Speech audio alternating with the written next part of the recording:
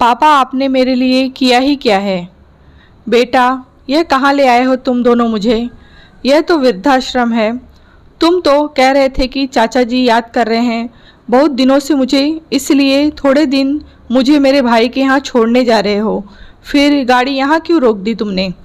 अशोक जी ने वृद्धाश्रम को देखकर अपने बेटे राजीव से पूछा। राजीव बोला, पापा मैं आपको वृद्धाश्रम ही छोड़ने आया हूँ। आपका कोई भाई भाई आपको याद नहीं कर रहा है, मगर यदि कल आपको बता देता कि आपको वृद्धाश्रम चलना है तो मेरे साथ तो शायद आप आने के लिए तैयार ना होते। इसीलिए आपको बिना बताए मुझे यह कदम उठाना पड़ा। कार में आगे की सीट पर राजीव के बगल में बैठी हुई राजीव की पत्नी रोमा बोली, पापा जी टाइम वेस्ट मत कीजिए और कार से जल्दी उतर जाइए। हमें आपको छोड़कर पार्टी में जाना है। हमारे दोस्त हमारा इंतज़ार कर रहे होंगे। पहले से आपने हमारा बहुत टाइम वेस्ट कर दिया है। पहले आपको अपने कपड़े नहीं मिल रहे थे, फिर आपको अपना टूथब्रश याद आया और निकलते समय मम्मी जी की तस्वीर याद आई। एक एक सामान याद करने और लेने में आपने हमारी पहले ही बहुत देरी करवा दी है। अशोक जी गाड़ी में बैठे बैठे गिड़ाते हुए बोले, यह तुम लोग मेरे साथ अच्छा नहीं कर रहे हो। मुझे मेरे भाई का नाम लेकर वृद्धाश्रम छोड़कर जा रहे हो। राजीव, क्या नहीं किया मैंने तुम्हारे लिए? बचपन में तुमने जो मांगा वह दिया, अपनी पाई पाई जोड़कर तुम्हारे भविष्य के लिए बचाया, और तुम मेरे संग सगे बेटे होकर मुझे यहाँ छोड़ने आए हो। राजीव बोला, पापा वैसे भी क्या कर दिया है आपने मेरे लिए? पढ़ा लिखा कर बड़ा करना हर माँ बाप का फर्ज होता है। अब इस उम्र में आपके लिए यही सही जगह है। फिक्र मत कीजिए, थोड़े दिनों में यहाँ आपके दोस्त बन जाएंगे, फिर आपका यहाँ मन लग जाएगा। वृद्धाश्रम ही आप जैसे बूढ़ों के लिए ही सही जगह है। अशोक जी बोले, मुझे नहीं चाहिए बेटा दोस्त वोस्त, मुझे तो बस मेरे बच्चों के साथ रहना है। मुझे तो मेरे घर रहना है, बस मुझे घर वापस ले चलो बेटा। रोमा बोली, पापा जी कौन सा घर? अब वह आपका घर नहीं है, समझे? अब वह हमारा घर है। आप यहाँ आराम से रहिए और हमें वहाँ आराम से रहने दीजिए, ताकि हम अपने घर में भी दोस्तों को बुलाकर पार्टीज कर सकें। वैसे भी आपको तो यह पार्टीज वगैरह पसंद नहीं, इसीलिए आपके लिए यही जगह सही है। राजीव भी रोमा की हाँ में हाँ मिलाते हुए बोला, हाँ पापा, हमारे घर में भी अब से ज़्यादातर पार्टीज होंगी और हमें उसमें कोई रुकावट नहीं चाहिए, इसीलिए बेहतर है आप यहाँ रहें। अशोक जी बोले, क्या इसी दिन के लिए माँ बाप औलाद को इतना बड़ा करते हैं? राजीव ने कार में से उतरकर पीछे वाली डिक्की खोली और पापा का सामान निकालकर नीचे फेंक दिया और दोनों हाथ जोड़कर बोला, आप जाइए अंदर ताकि हम भी यहाँ से जल्दी जा सकें। रोमा बोली, कितना टाइम वेस्ट करेंगे हमारा पता नहीं। अशोक जी बेटे बहू का ऐसा व्यवहार देखकर दंग रह गए और चुपचाप कार से उतर गए। जैसे ही वे कार से उतरे, राजीव ने झटके से अपनी गाड़ी घुमाई और वहाँ से चला गया। रोमा बोली, अच्छा हुआ हमेशा के लिए बला टली। अशोक जी ने अपना नीचे पड़ा सामान उठाया और भीगी पल के लिए अंदर वृद्धाश्रम में चल दिए। अंदर से एक सहकर्मी आया और उसने अशोक जी के हाथ में से सामान ले लिया। सहकर्मी से अशोक जी के आंसू पूछ न सके। वह बोला, बाबूजी रोइए मत, यहाँ आपके जैसे हजारों वृद्ध हैं जिनको अपने बेटे बहू ने अपने ही घर से बेदखल कर दिया है। जब यह वृद्धाश्रम इतने बूढ़ों का भार उठा रहा है तो आपका भी उठा ही लेगा। अशोक जी ने पूछा, बेटा तुम्हारा नाम क्या है और तुम कितने सालों से यहाँ काम कर रहे हो? सहकर्मी बोला, मेरा नाम राघव है बाबूजी, और मैं 5 सालों से यहाँ सभी की सेवा कर रहा हूँ। सच कहूँ तो सभी को यहाँ देखकर बहुत दुख होता है और मुझे यह बात सोचने को मजबूर कर देती है कि कैसे कोई अपने ही माँ बाप को वृद्धाश्रम छोड़ सकता है। वैसे बाबूजी, आप मुझे अपना ही समझना और कोई भी काम हो तो मुझे आवाज़ देना।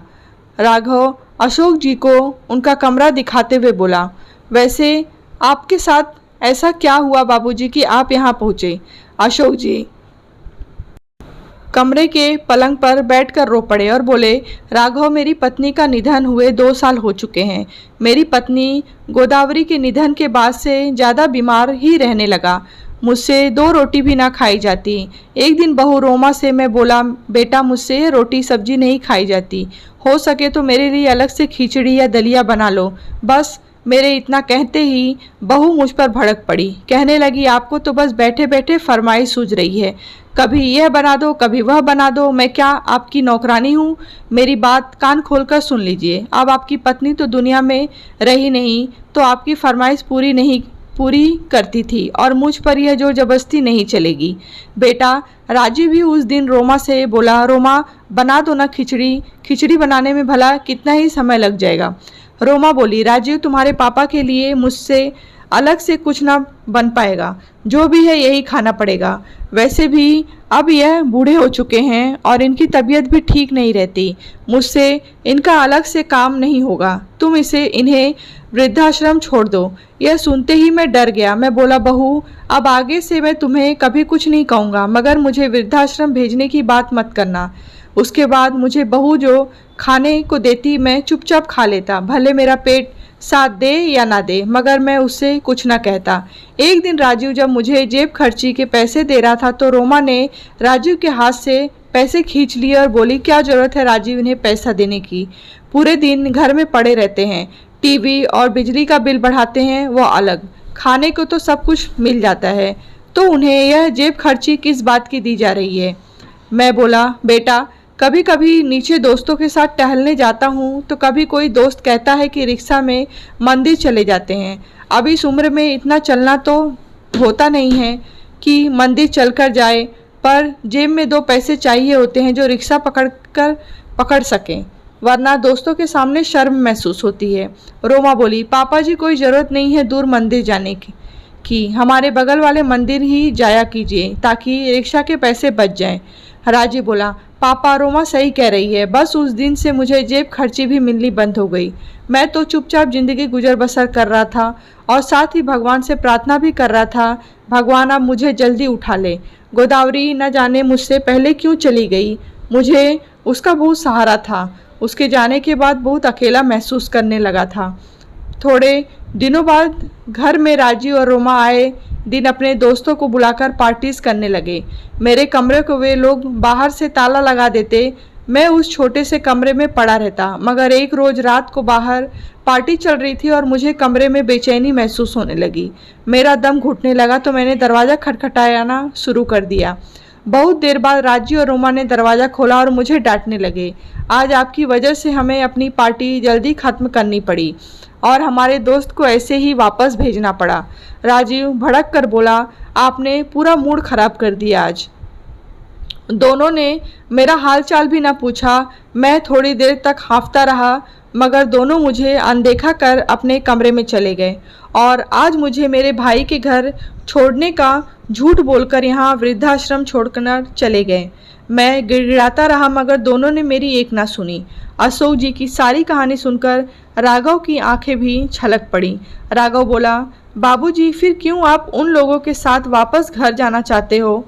वे लोग तो आपका ध्यान भी नहीं रखना चाहते, यहाँ कम से कम आपका ध्यान तो रखा जाएगा। अशोक जी बोले, राघव उस घर से यादें जुड़ी हैं मेरी और गोदावरी की यादों के सहारे मैं उस घर में कैसे भी गुजारा कर लेता और चाहता था कि मेरी अंतिम सांसें मेरे घर में पूरी हो, मेरे घर से मेरी अर्थी निकले, इसीलिए तो बेटे बहू का यह व्यवहार भी सहन कर रहा था। राघव बोला, बाबूजी आप चिंता मत करिए, आप यहाँ बैठिए, मैं आपके लिए पानी और चाय लेकर आता हूँ। अशोक जी ने अपने आंसुओं को पोंछा और अपने बैग में से गोदावरी जी की तस्वीर निकालकर देखने लगे। राघव उतने में अशोक जी के लिए चाय नाश्ता लेकर आ गया। अशोक जी धीरे धीरे वृद्धाश्रम में रचने बसने लगे थे, मगर उन्हें घर बहुत याद आता था। उनके घर के आसपास रहने वाले उनके सभी मित्र बहुत याद आते थे। सुबह सारे वृद्ध मित्र साथ में सैर सपाटे के लिए जाते थे और शाम होते ही सोसाइटी की बेंच पर बैठकर गप्पे मारते थे। घर में बेटे बहू का व्यवहार बहुत अखरता था, मगर कम से कम उस घर में गोदावरी की यादें तो बसी हुई थीं। तन्हाइयों में उन्हीं यादों के सहारे ही जिंदगी कट जाती थी। एक दिन अशोक जी वृद्धाश्रम में कुछ पेड़ लगा रहे थे कि उन्हें अशोक जी के दोस्त शर्मा जी की बेटी ऋचा ने देखा और बोली, अंकल जी आप यहाँ कैसे? ऋचा को देखते ही अशोक जी भाव विभोर हो उठे और उन्होंने सारी घटना ऋचा को बताई। ऋचा पेशे से वकील थी। दूसरे दिन ही राजीव के घर नोटिस पहुंच गया। नोटिस देखकर राजीव के पैरों तले जमीन खिसक गई। राजीव बोला, घर खाली करने का नोटिस आया है रोमा।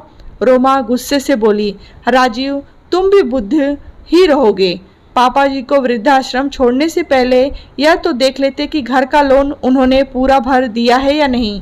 अब हम क्या करेंगे, कहाँ जाएंगे? राजीव बोला, घर का लोन तो पूरा भरा जा चुका है। रोमा, फिर पता नहीं यह घर खाली करने का नोटिस क्यों आया है। अभी की अभी इस वकील के पास चलते हैं जिसने हमें यह नोटिस भेजा है। राजीव और रोमा ऋचा के पास पहुंचकर बोले, हमें यह घर खाली करने का नोटिस क्यों आया है? हम इस घर के मालिक हैं। ऋचा ने अंदर से अशोक जी को बुलाया और बोली, अगर तुम दोनों इस घर के मालिक हो तो यह कौन है? अशोक जी को देखकर बेटा बहू हक्के बक्के रह गए और राजीव बोला, पापा आप बताइए इनको कि असली हकदार तो मैं ही हूँ इस प्रॉपर्टी का। आखिर उस घर पर मेरा भी तो उतना ही हक है जितना आपका। अशोक जी बोले, तुम असली हकदार कब से हो गए? उस दिन क्या कह रहे थे तुम कि मैंने तुम लोगों के लिए खातिर किया ही क्या है? तुम्हें पढ़ाया लिखाया इस काबिल बनाया कि तुम आप अपने पैरों पर खड़े हो, और बहू तुम्हें हमेशा अपनी बेटी माना, मगर तुम दोनों ने मेरे साथ क्या किया? मुझे इस उम्र में जब तुम्हारी सबसे ज़्यादा ज़रूरत थी तुम लोगों ने मुझे वृद्धाश्रम पहुंचा दिया। ऋचा बोली, कानून के अनुसार अगर बच्चे अपने माता पिता को घर से निकाल दे तो उनकी प्रॉपर्टी पर भी उनका कोई हक नहीं होता। राजीव और रोमा दोनों अशोक जी से माफ़ी मांगने लगे और राजीव बोला, पापा जी आप चलिए हमारे साथ ही रहिए, मगर हमें घर से मत निकालिए। रोमा बोली, पापा जी आप तो मुझे अपनी बेटी समझते हैं ना, आप हमारे साथ ऐसा कैसे कर सकते हैं? ऋचा बोली, तुम दोनों अपना यह नाटक बंद करो। जो बच्चे अपने बूढ़े माता पिता को यूं घर से निकाल दे, ऐसे बच्चों को कभी माफ़ नहीं किया जा सकता। अशोक जी को ऋचा ने हौसला दिया था, जिससे अशोक जी वापस आत्मसम्मान लौट आया था और वे बोले, तुम दोनों मुझे क्या रखोगे? मैं ही अब तुम दोनों को अपने साथ नहीं रखूँगा। मैं तुम दोनों को मेरी प्रॉपर्टी से बेदखल करता हूँ। अशोक जी को ऋचा ने हौसला दिया था, जिससे अशोक जी में वापस आत्मसम्मान लौट आया था। मैं तुम दोनों को मेरी प्रॉपर्टी से बेदखल करता हूँ। आज बहुत दिनों बाद अशोक जी का खोया आत्मसम्मान वापस लौट आया था। दोस्तों, माता पिता अपनी पाई पाई जोड़कर बच्चों को पढ़ाते हैं, लिखाते हैं और उन्हें एक काबिल इंसान बनाते हैं, मगर जब वही बच्चे बड़े होकर माता पिता को वृद्धाश्रम भेज देते हैं तो ऐसे बच्चों से तो निसंतान रहना अच्छा है। जो बच्चे अपने माता पिता के साथ ऐसा व्यवहार करते हैं तो बदले में माता पिता को भी उन्हें अपनी प्रॉपर्टी से बेदखल कर देना चाहिए और ऐसे बच्चों का मुंह वापस कभी नहीं देखना चाहिए। कहानी आपको कैसी लगी है कमेंट बॉक्स में बताएं। कहानी अच्छी लगी हो तो लाइक करें, शेयर करें।